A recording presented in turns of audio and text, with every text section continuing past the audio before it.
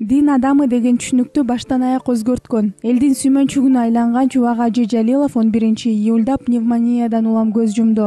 Жаралса, кылымда бир жарала турган алым дүйнө салганда көзүнө жаш албаган жан калбады көрүнөт. Саналаштары аны китепти сүйгөн, илимге сугарылган, тоок багып, гүл өстүргөндү жактырган жан дүйнөсү таза, айкөл инсан катары эскеришти.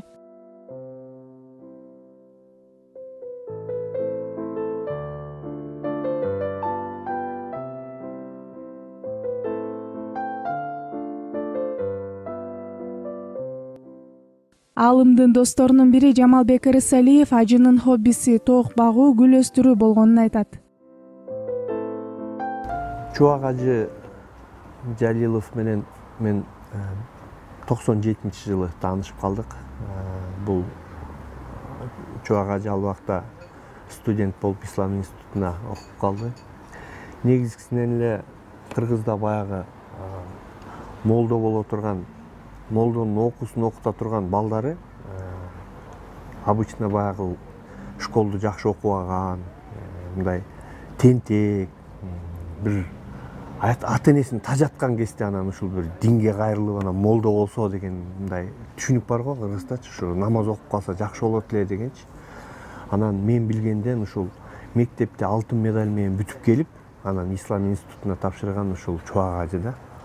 Бул аябай мектепте да жакшы окуп, анан Ислам институтунда жакшы окуп, анан кийин андан окуусун улантып, Меккеге барып окуп, ушундай бир баягы ислам дининин тазалыгы менен бирдикте ошол элге жетишине ушундай бир өзүнүн акыл көрөңгөсү кенен болгон үчүн, анан кийин экинчиден баягы куйкум сөздөрдү таап жоопторунда адамдарды ынандырып, ошол динден да чыкпай, ошонун негизинде бирок күлкүлүү кылып жооп берип атып, бул өтө чоң мындай элдин арасында аброй күттү да. Мен билген хоббиси тоокторду жакшы көрчү, анан гүл өстүргөндү жакшы көрчү да.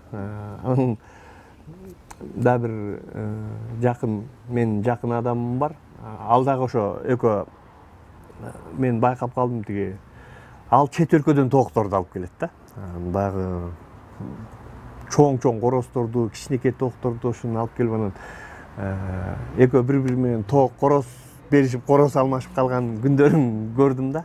Ошондой эле Чубак Ажы бойдокторго түгөй таап, алардын башын бириктирүүнү жактырар эле деп эскерет. Чубак досубуздун эң жакшы бир сапаты баягы жаш өтүп бараткан бойдок киши көрсө, же болбосо жашы өтүп бараткан бойдок кыз көрсө, же аялды көрсө, же болбосо жесир бир аял же баягы кишилерди көрсө, ушуларды үйлөндүргөнгө эле шаша берет эле да. Анан эле мага неметип алды, муну менен муну үйлөндүрсөк жакшы болот деп анан бу Назира Айтбекова деген кыз бар го. Ушул кызды динге тартыш керек. Ушул кыз динге келсе көп адамдар ээчимек. Анткени ушунун жана жөн эле ойлор деген ойлорунун ичинде жакшы нерселер камтылган деп баягы ушуну баалап айтат эле да. Ушул кызда ушундай адамдар динге келиш керек. Анан баягы динди терең түшүнгөн кезде өтө жакшы элге кызмат кылат деп мындай айтат эле да. Анан жанагы айтып атпаймынбы? Адамдарды үйлөндүргөндү жакшы көрчү деп, анан эле баланча бойдок жүрөт, баланча кишинин аялы өлдү, ошол бойдок жүрөт. Келе муну менен муну кошуп көрбөйлү, экөөнү мындай салыштырып көрсөң, мындай экен да деп эле анан ушинтип адамдарды үйлөндүрүүгө шашчу эле да.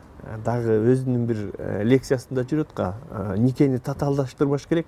Эгер үйлөнгүң келсе, кел бир корозду сой, мен никеңди кыйып берем болду депчи. Ошол сыяктуу баягы адамдар жуп-жубу менен болуп, анан ушул жашоодо өзү айткандай адамдардын баары бактылуу болуш керек да деп көп айтат эле да. Анан дуа кылганда дайыма мындай байкасаңыздар, Кудай шерменде кылбасын деп дуа кылчу да. Кудай мени шерменде кылбасын бизди деп ушинтип дуа кылчу. Анан ошол дуасы кабыл болду да. Анткени себеби азыркы учурда саясатка аттанган киши элдин арасында жаман жүз менен элге тескери көз карашта калып калып атат. Ошондуктан досубузга Аллах Таала ушул өзүнүн түшүндө да көргөн экен. bir түшүн айтты эле.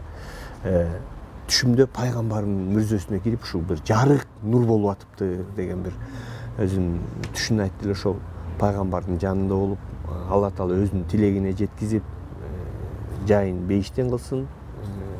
Калган артында балдарына, келинчектерине, элине, журтуна чубак ажыны сыйлаган баардык ошол чубак ажынын биздин устасыбыз деп, биздин аалымыбыз деп ошону жүрөгүнөн жакын кабыл алып, ушул чубак ажыга күйүп аткандардын баардыгына тең көңүл айтам. Курандын өзүнүн аятында, Имран сүрөсүнүн 185-аятында баардык жан өлүм даамын татуучу дейт да. Ошол демек баардыгыбыз ошол өлүмгө барабыз. Алла Таала ошол бизди дагы шерменде кылбасын. Коомдук ишмер Мыктыбек Арстанбек чубак ажы Жалилов менен акыркы жолугушуусун эстеди. Менин досум бар. Кыргыз эл баатыры, чыныгы баатыр Алиасбек Алымкулов. Экөөбүз чогуу окуганбыз. Жашообузда Кудай кошкон учурлар көп. Анан бир күн Алиасбек чакырып калды, ажыке чай ичели деп.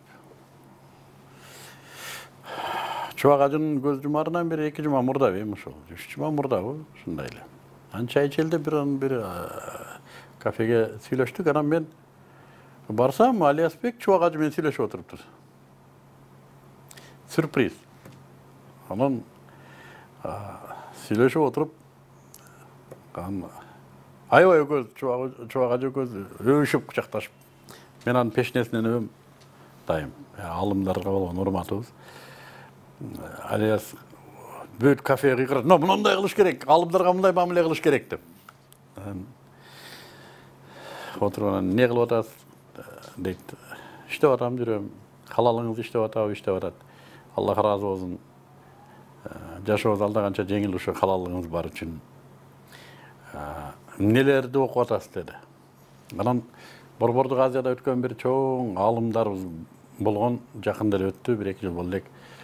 Мухаммад Юсуф, Мухаммад Садык деген алым өткөн, өтө чоң залкар алым.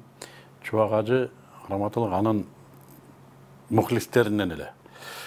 Мамилелери да бар болчу.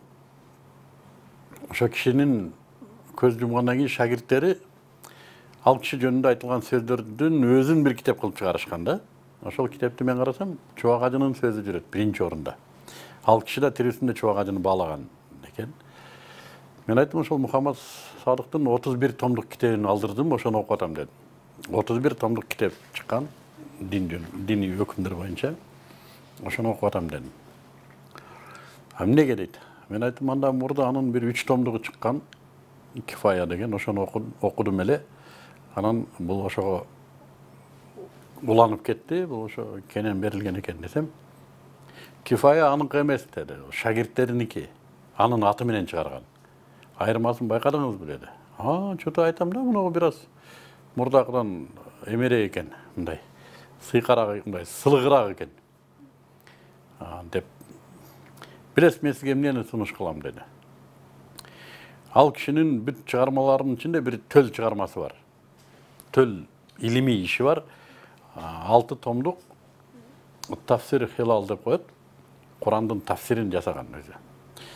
Кайсы бир орто кылымдарда өткөн бир аалымдын тафсирине негиздеп, бүгүнкү күнгө шайкештирген да. 6 томдон турган тафсир хилалды айтып атат. Ошону окуңуз деди. Мына ошол өзүнүн өмүрүндөгү төл эмгеги ушул, өзү сыймыктанган эмгеги ушул деди. Аны мен кайдан табам дедим. Десем, ажыке кантип сиз таба албайсыз? Шагирттерин табыңыз, айтсаңыз сизге жөнөтүшөт деди. Өзбекстандан каяктан шагирдин табат элек десем, Оштоодо бар шагирттери деди. Анан мен бир эсиме түшүп кетти. Ооба, мындай бир дүкөн бар Ошто. Ошол дүкөндүн ээси ошол заманын шагирти болот. Болду, мен ошону алдырам деп. Ошону сөзсүз окуңуз деди.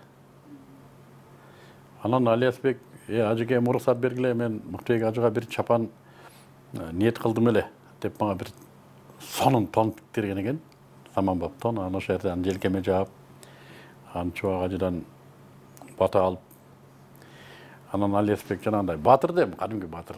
Анан чубак ажыга сизге да менден бир чапан ажыке деп, анан кийин ага кылып чапанды. Сонун баркыт чапан, кымкап. Ошо менен ажырашып кеткенбиз. Ошо менен акыркы көрүшүм ошо болду. Кийин анан жолугушпадык. Алияс үлгөрдү экен, үлгөрбөдү экен, чапанды билбедим. Мен бүгүн эфирден чыктым, бир телегөрүүчү жазыптыр. Чубак ажы түшүмө кириптир. Мага бир эшикти ушинтип ачты, аябай нурлуу экен деп. Мен айтып атам, ажыгебиз аякта да жөн жатпай элге кам көрүп түшүнө кирип эшиктерди ачып атат экен демек. Аллах разы болсун. Ошон үчүн бул бир жаман адат бар, адам көз өткөндөн кийин бааламай. Бардык эле элде бар ушундай. Бирок тирүүсүндө баалаганды да үйрөнүш керек экен. Ажыгебизди эл эркелетти, тирүүсүндө баалады. Жакшы жашады.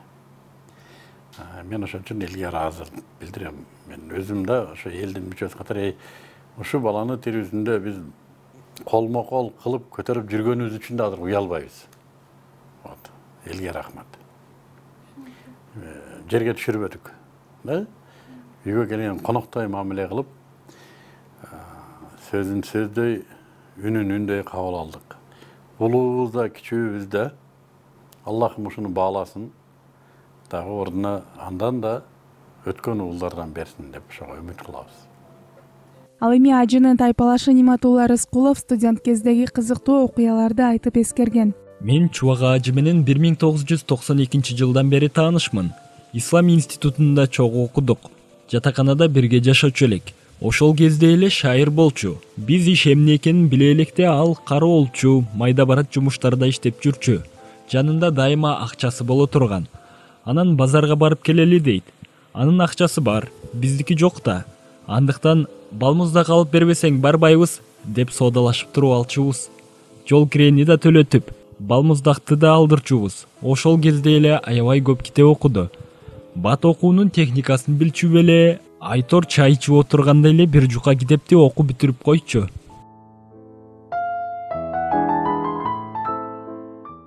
Ал эми алымдын шакирти Улан Давлеткулов устаз досторунун өлүмүн көтөрө албай калды окшойт дейт. Мен устаз менен күндө кабарлашып турчумун.